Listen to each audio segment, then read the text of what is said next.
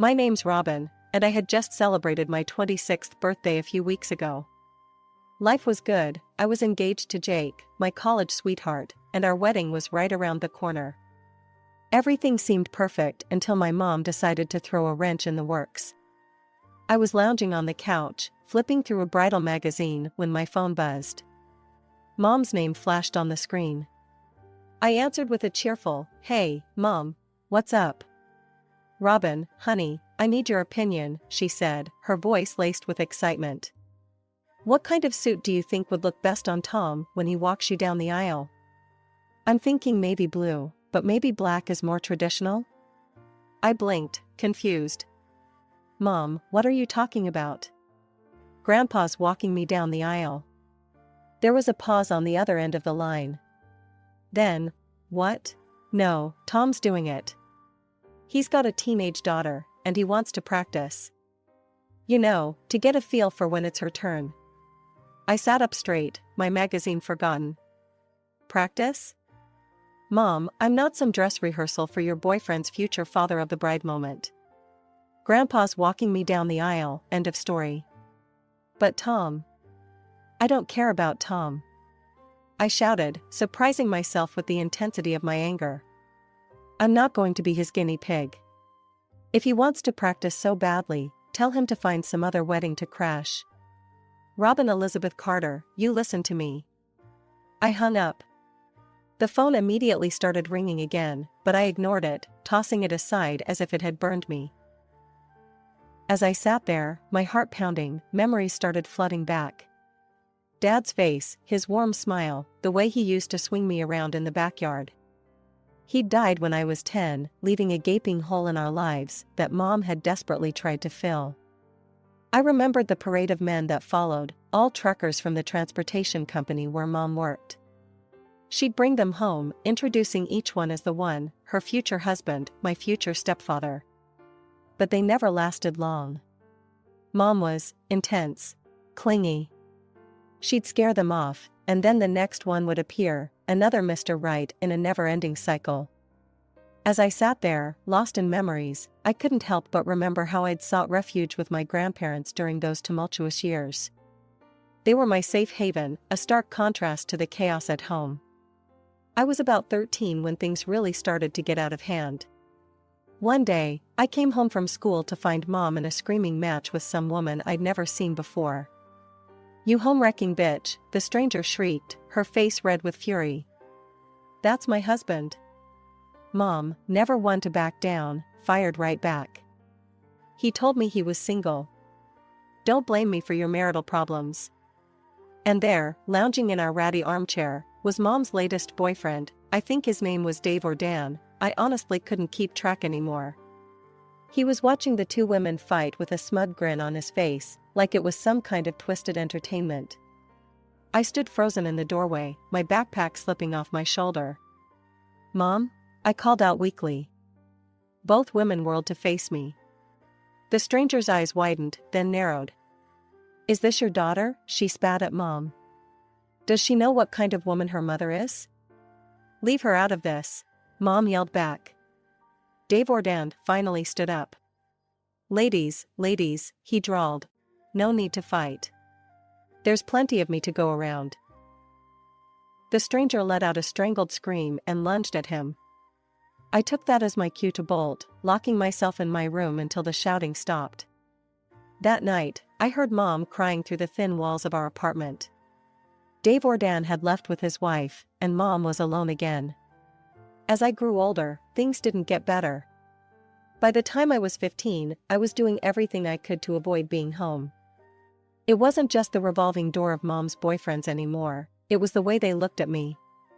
I remember one guy, Rick, eyeing me up and down as I grabbed a snack from the kitchen. "Your girl's filling out nicely," he told Mom. Mom just laughed. "She takes after me," she said proudly, completely oblivious to how uncomfortable I was.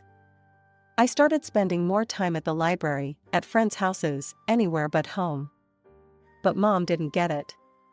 She'd call me selfish for not wanting to hang out with her and her latest flame. "Robin, honey," she said one day, "come meet Jeff. He's great with kids." We could be such a happy family, the three of us. I looked at Jeff, saw the way his eyes roved over me, and felt sick. No thanks, I muttered, retreating to my room. That night, I called my grandpa. Can I come stay with you for a while? I asked, trying to keep the desperation out of my voice. Of course, sweet pea, he said without hesitation. You're always welcome here.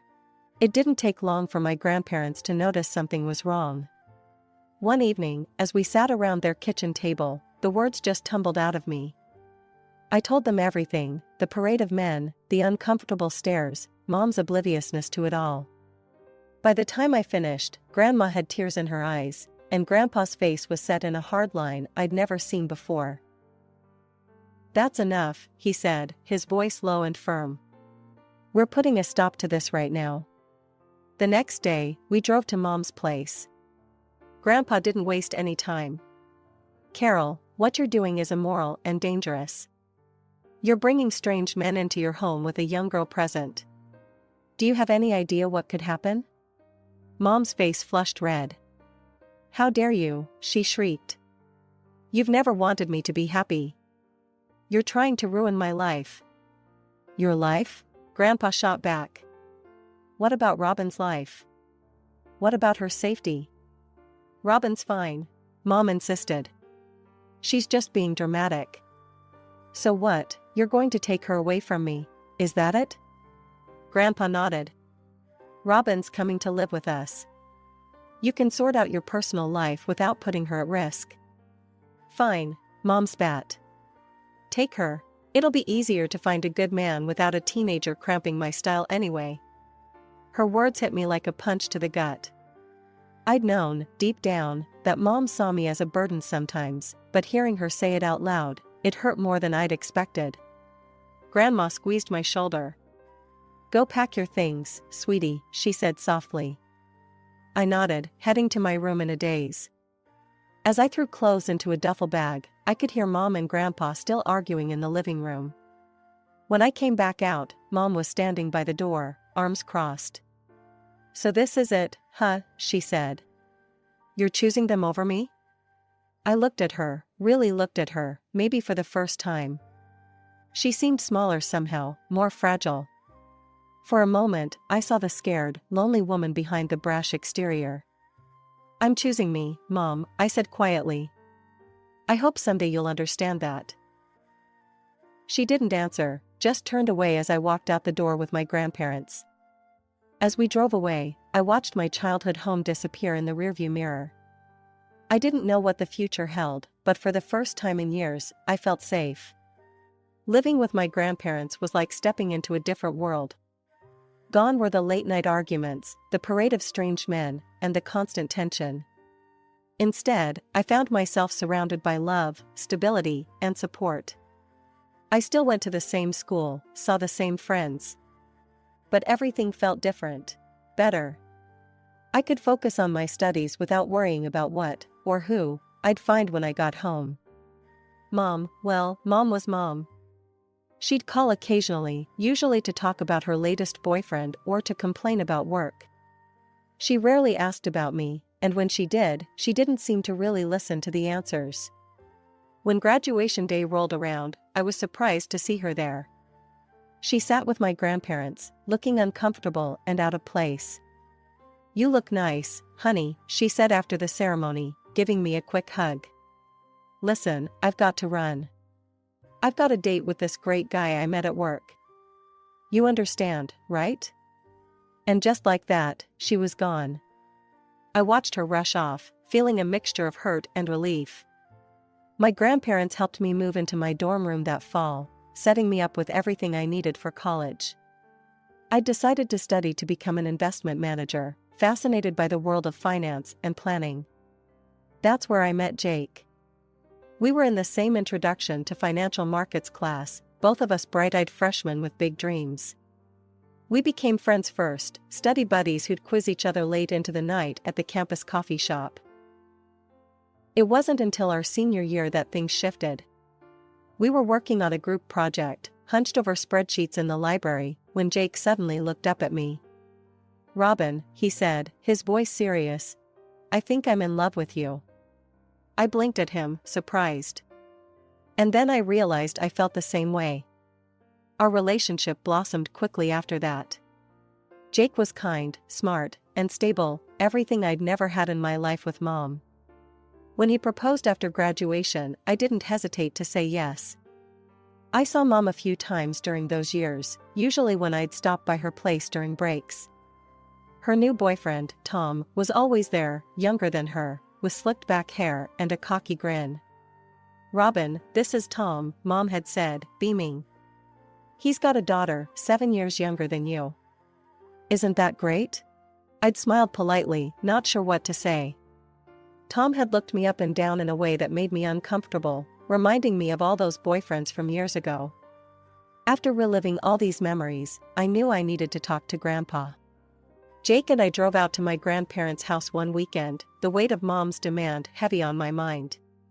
"Grandpa," I said as we sat in their cozy living room, "Mom called me about the wedding.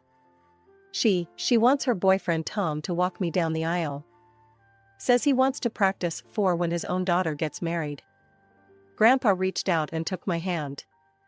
"Robin, I'd be honored to walk you down the aisle. But if you wanted to choose Tom or anyone else, I'd understand. It's your day." I shook my head, feeling tears prick at my eyes. "There's no choice to make, Grandpa. It's always been you." Jake, sitting next to me, squeezed my other hand. "I support whatever Robin wants," he said. "She's told me about everything you've done for her, sir. I can't think of anyone better to give her away." Grandpa smiled, his eyes suspiciously moist. "Well then," he said, his voice gruff with emotion, "I guess we'd better start practicing our walk, hadn't we?" As we all laughed, I felt a wave of love and gratitude wash over me. This was my real family, the people who'd stood by me, supported me, loved me unconditionally. And in a few short weeks, I'd be adding Jake to that family officially. I thought I'd put an end to Mom's ridiculous demands, but apparently, I'd underestimated her determination. The calls kept coming, each one more insistent than the last. "Robin, you need to reconsider," Mom pleaded one evening. "Tom's really upset. If you don't let him walk you down the aisle, he might leave me." "Then maybe he's not the right guy for you," I snapped, my patience wearing thin. "Look, I'm busy planning my wedding. Can we please drop this?" There was a pause on the other end of the line. When Mom spoke again, her voice was cold. "Fine. If that's how you want to play it, I won't come to your wedding at all." Something inside me snapped. "You know what? Fine. Don't come. It's not like you've been a real mother to me anyway." I hung up before she could respond, my hands shaking. Part of me felt guilty for lashing out, but a bigger part felt relieved. Like I'd finally said what I'd been holding back for years. Days passed, and I started to think maybe that was the end of it. Maybe Mom had finally gotten the message. I threw myself into wedding planning, grateful for the distraction. But then, about a week later, I was at work when my boss, Mr. Johnson, called me into his office. As soon as I walked in, I knew something was wrong. Mom was there, mascara streaking down her face, with Tom hovering behind her like a bodyguard. "Robin," Mom cried, throwing herself at me. "How could you be so cruel to your own mother?" I stood frozen, completely blindsided. "Mom, what are you doing here?" She turned to Mr. Johnson, who was watching the scene with wide eyes. "Mr. Johnson, you have to talk some sense into her. She's breaking her poor mother's heart." Mr. Johnson stammered, clearly out of his depth. Mom barreled on, gesturing wildly between herself and Tom. "She won't let her parents walk her down the aisle at her wedding. Can you believe it? After everything we've done for her. Please, make her listen to reason." Before anyone could say anything else, Mom grabbed Tom's arm and stormed out of the office, slamming the door behind her. The silence that followed was deafening. Mr. Johnson leaned back in his chair, his expression a mix of concern and curiosity. "Robin, I think you owe me an explanation. What exactly is going on?" Haltingly, I began to explain about my childhood, about living with my grandparents, about Mom's revolving door of boyfriends. I told him about her insistence that Tom walk me down the aisle, and my refusal. To my surprise, Mr. Johnson's face softened as I spoke. When I finished, he let out a long sigh. "You know, Robin, your mother reminds me a lot of my ex-wife," he said, shaking his head. "I divorced her because of similar, dramatic tendencies.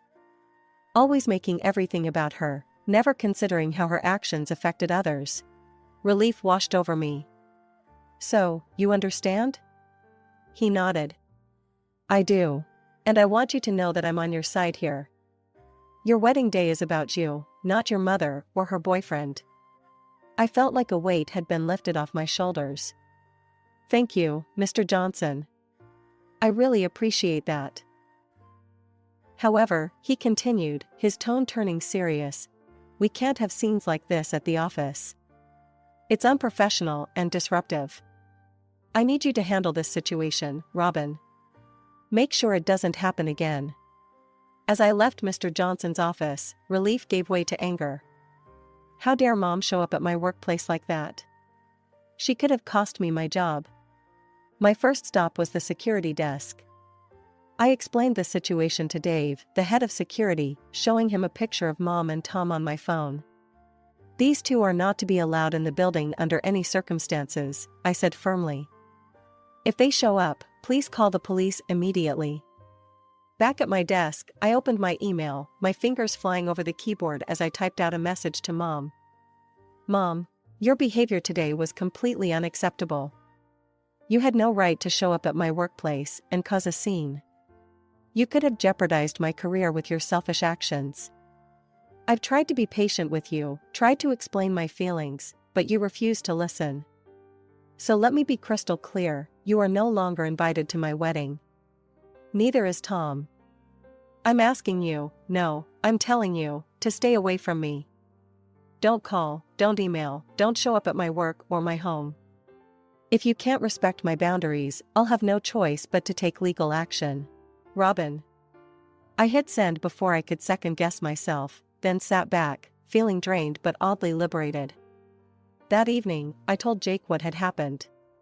He wrapped me in a tight hug. "I'm so sorry you had to go through that," he said. "But I'm proud of you for standing up for yourself."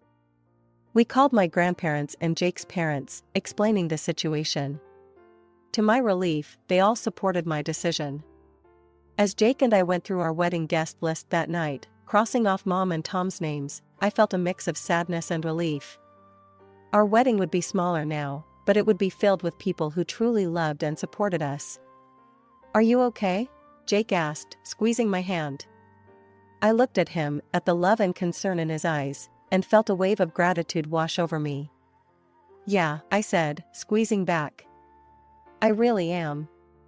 And I meant it."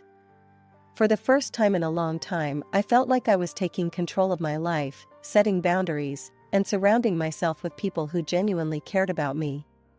It wasn't how I'd imagined my wedding planning would go, but somehow, it felt right. The day I'd dreamed of for so long had finally arrived. I stood at the chapel doors, my heart fluttering with excitement. Grandpa, dapper in his tuxedo, squeezed my hand reassuringly. The music swelled, and we took our first step. But before we could even enter the chapel, a shrill voice cut through the air. "Stop right there." Mom came barreling down the aisle, Tom hot on her heels. She jabbed a finger at Grandpa. "You, move aside. Tom's walking Robin down the aisle." I couldn't believe it. After everything, she was still trying to make my wedding about her. "Mom, what are you doing here? You weren't invited. Please leave. Now." Mom's face crumpled, and the waterworks started. I'd seen this act too many times to be fooled. "How can you be so cruel? I raised you. I loved you after your father died." Grandpa, who had been silent until now, spoke up. "Carol, that's enough. Everyone here knows the truth about who really raised Robin." I glanced around at our guests. Their faces showed a mix of shock, sympathy, and, was that a hint of amusement? Clearly, Mom's theatrics weren't winning her any fans. Mom must have noticed too, because her tactics suddenly changed. "Fine," she spat. "I don't need you, Robin. I have Tom. He appreciates me, unlike you. You've always been stupid and arrogant. I disown you." Before I could respond, Grandpa cut in, his voice cold. "Well, Carol, if that's how you feel, then I have something to say too. You're no longer welcome in my house, yes, my house.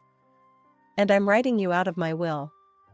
The change in Tom's demeanor was instant and almost comical. He paled, taking a step back from Mom. Carol.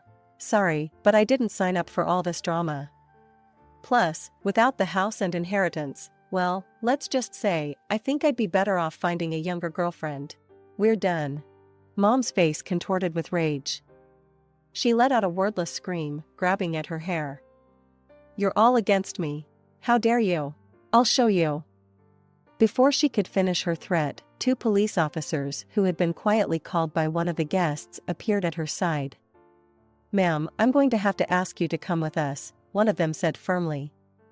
As they led Mom away, her shouts echoing through the chapel, I felt a strange mix of emotions, relief, sadness, and oddly enough, a bit of pity.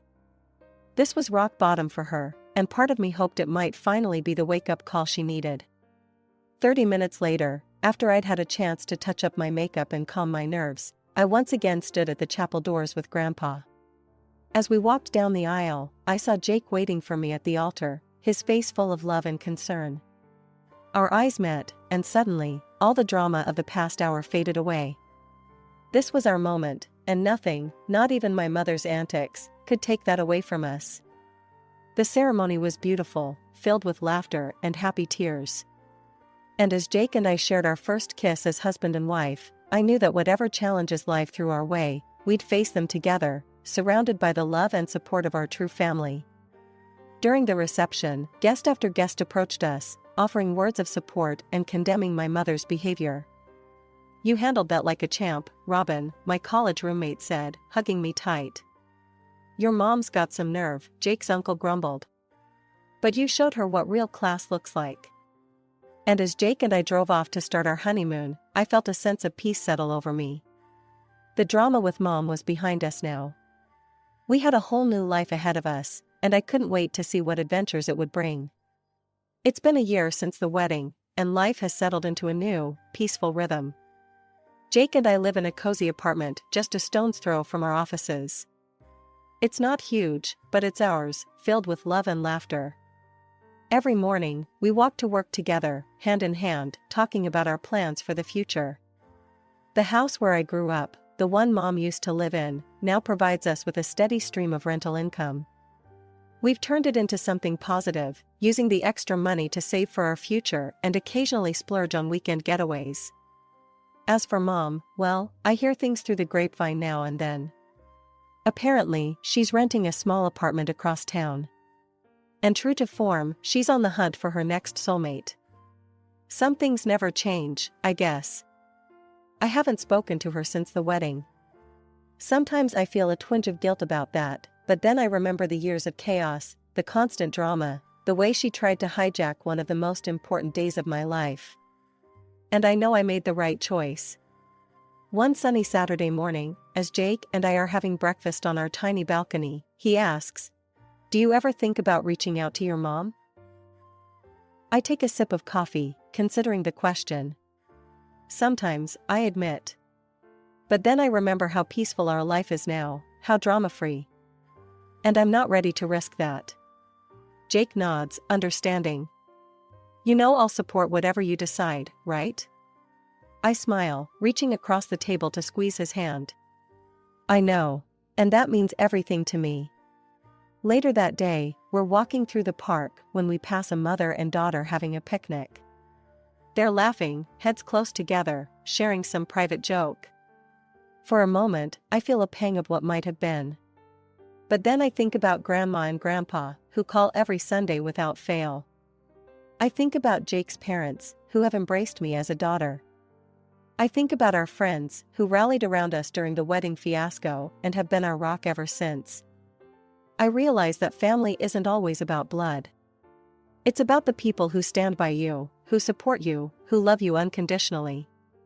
And by that measure, I'm rich beyond my wildest dreams.